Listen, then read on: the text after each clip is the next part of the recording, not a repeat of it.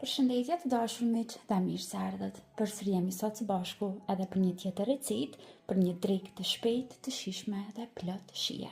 Pa humbur kohë, vazhdojmë me përgatitjen. Fillimisht një tenxhere pak më të madhe, unë do të shtoj një lugë gjelle me gjalp. Unë preferoj që në gatimet e mia ta përdor gjalpën.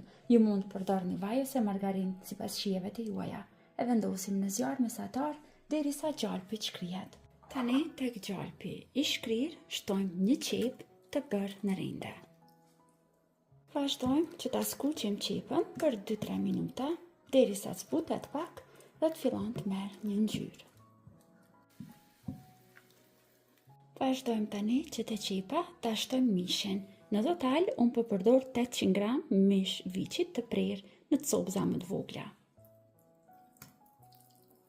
Vazhdojmë që shtojmë edhe një karot të prerë në copëza më të mëdha dhe vazhdojmë i skuqim tani për disa minuta derisa të shohim që mishi është skuqur mirë dhe ka filluar të marrë një ngjyrë të bukur.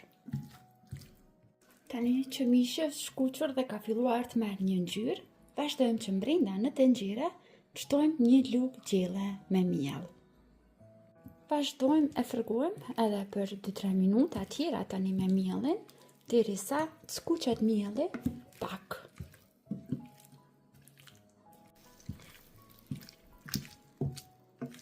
Tani që kemi skuqur edhe miellin, bashkë me mishin, vazhdojmë që t'i shtojmë erëzat. Për ngjyrë më të bukur, shtojmë një lugë gjelle me piper të kuq. Shtojmë krypën, unë po shtoj një lugë të mesme me kryp dhe piper zi.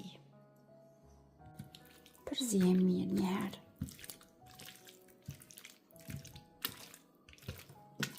Vazhdojmë tani që ta mbulojmë me ujë. Në total, unë do të shtoj 1 litër ujë. E mbulojmë me kapak, gjysëm të mbuluar dhe vazhdojmë që ta zijem një herë për 30 minuta.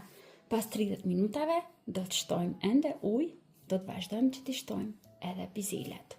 Pas 40 minuta zierje, do ta kontrolloni mishin se a është zier mjaftueshëm. Nëse copat e mishit nuk ngulet piruni lehtë, kanë nevojë që të zihen edhe pak. Unë pasi kisha mish të freskët të viçit, mishi është zier dhe nuk do t'i shtoj më ujë. Por nëse juaja nuk është zier, mund të vazhdoni të shtoni tani edhe 1 gotë e gjysmë me ujë. Dhe ta ziheni edhe për 15 minuta tjera. E tani do të vazhdoj që t'i shtoj bizelet. Bizelet i kam të ngrira. Në total po shtoj 200 gram një bizele.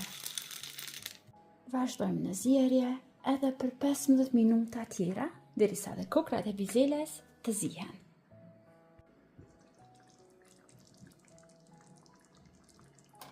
Dhe të dashur miq, gjella për ditën e sotme është gati. Shpresoj që do të aprovoni edhe ju, do të shijoni bashkë me familjen e juaj. Deri në video recetat e radhës, mbeteni të përshëndetur nga unë.